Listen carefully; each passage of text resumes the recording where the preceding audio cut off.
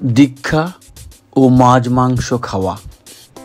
বহিরাগত এক দাদা প্রশ্ন করলেন, এখানে দীক্ষা নিলে কি মাছ মাংস খাওয়া একেবারেই চলবে না? দয়াল ঠাকুর, পরম প্রেমময় শ্রী ঠাকুর উত্তরে বললেন, ওই যে কি আছে, তিল ভর মছলি খায় কোটি গো দান করে দান। তিল ভর মছলি খায় কোটি গো করে দান, তাতেও কিন্তু নরকবাস। তাছাড়া অ্যানিম্যাল ডায়েট বা জান্তব খাদ্য খেলে পরে আমাদের লংজিভিটি বা আয়ু মানে রেঞ্জ অফ লাইফ, জীবনের সীমা কমে যায়।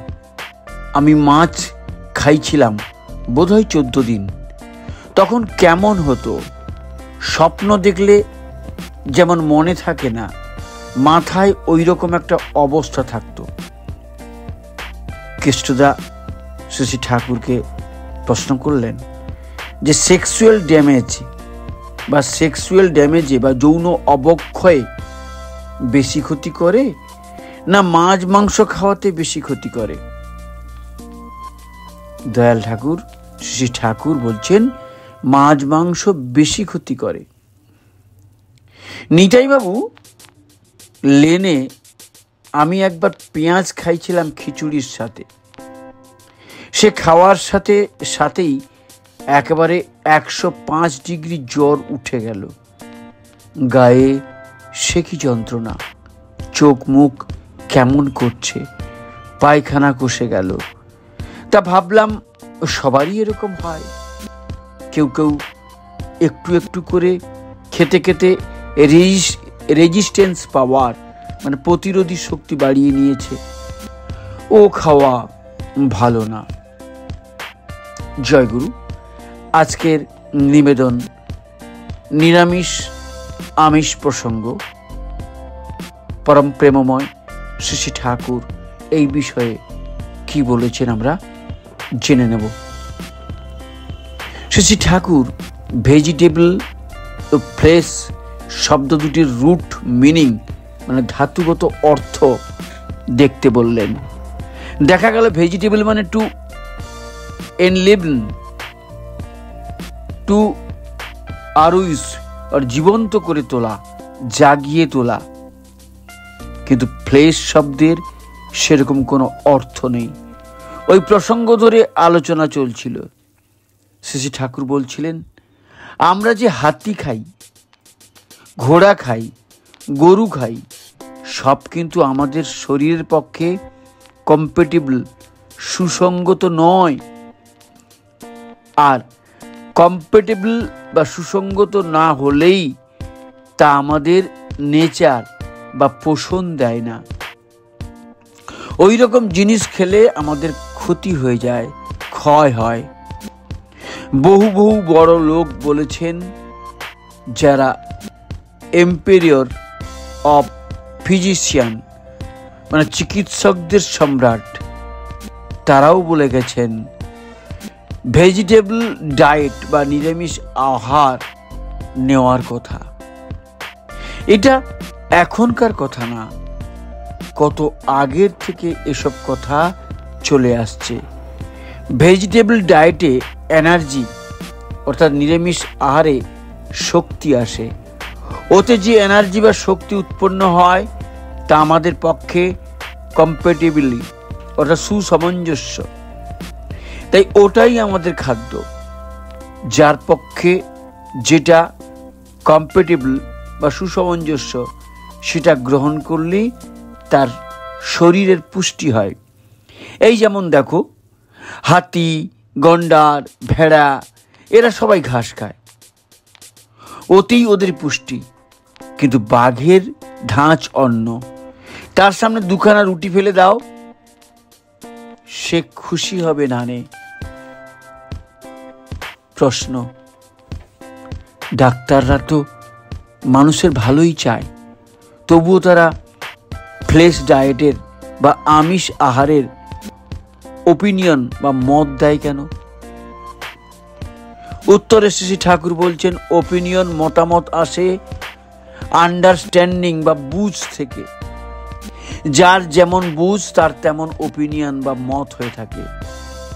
তাছাড়া দেখো, তুমি হয়তো ডাক্তার আছো, লোভ ছাড়তে পারো না, সেজন্য ঠিক করে নিয়েছো মুরগি খাওয়া ভালো, ভালো হওয়ার চাওয়াটা আছে। তাহলে যে পথে ভালো হয় সেটা ধরা লাগবে। তো কিসে ভালো হয় তা যতদিন মানুষ না বুঝবে ততদিন এসব থাকবেই। সেই জন্য আমি অত করে যাজনের কথা কই, এক্সিস্টেন্সকে, অস্তিত্বকে, যা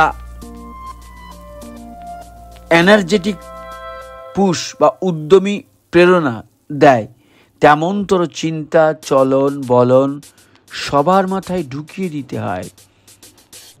প্রশ্ন, অনেক ডাক্তার ভেজিটেবলস বা নিরামিষ ভালো বলেন, কিন্তু মিট বা মাংস বা আমিষ খাওয়া খারাপ বলেন না।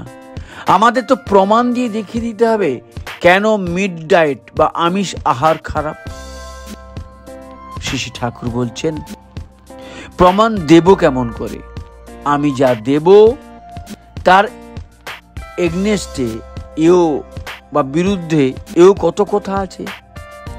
আবার তুমি যদি নিরামিষ আহারের সাপোর্টে সমর্থনে বই লেখো, দেখো নে তোমার সাপোর্টে বা সমর্থনে আবার কত ভলিউম খণ্ড বই বেরিয়ে যাবে নে।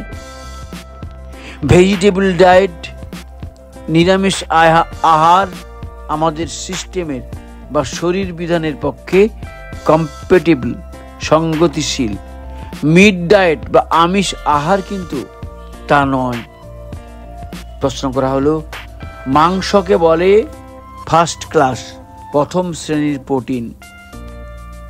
শ্রী ঠাকুর ব্যঙ্গের স্বরে উত্তর দিলেন, ফার্স্ট ক্লাস না, লাস্ট ক্লাস, প্রথম শ্রেণীর না, নিকৃষ্ট শ্রেণীর। প্রশ্নকর্তা বলছেন, স্টোমাক বা পাকস্থলী যখন অন্য প্রোটিন নিতে পারে না তখনই ডাক্তাররা মাংস দেয়। শ্রী ঠাকুর বলছেন, সিস্টেম বা শরীর বিধান চায় না, অথচ তুমি জোর করে দিয়ে যাচ্ছ। এইভাবেই দিতে দিতে 50-60 বছরের মধ্যে স্টোমাকের বা পাকস্থলীর কাম একেবারে সারা হয়ে যাবে। যা হবার তা ওর মধ্যেই হয়ে যায়। সত্যি কথা যা তা এই, যার ইচ্ছা হয় মানবে, যার ইচ্ছা না হয় মানবে না। প্রশ্ন, অনেকে বলে এগুলি মানে মাছ মাংস যদি নাই খাওয়া হবে তো ভগবান এগুলি সৃষ্টি করেছেন কেন? শ্রী ঠাকুর বলছেন, ধরো তোমার ক্ষেতে পাখি এসে বসে, তুমি পাখিগুলি মেরে ফেললে, পরে কি হলো? পাখি এসে তোমার ক্ষেতের পোকাগুলি খেয়ে ফেলতো, এখন আর আসে না, ফলে তোমার ক্ষেত পোকায় ভরে গেল। তখন ওই ক্ষেতের যে ফসল তুমি খেতে লাগলে তাতে তোমার পেট খারাপ হতে লাগলো, পেট ব্যথা হতে লাগলো।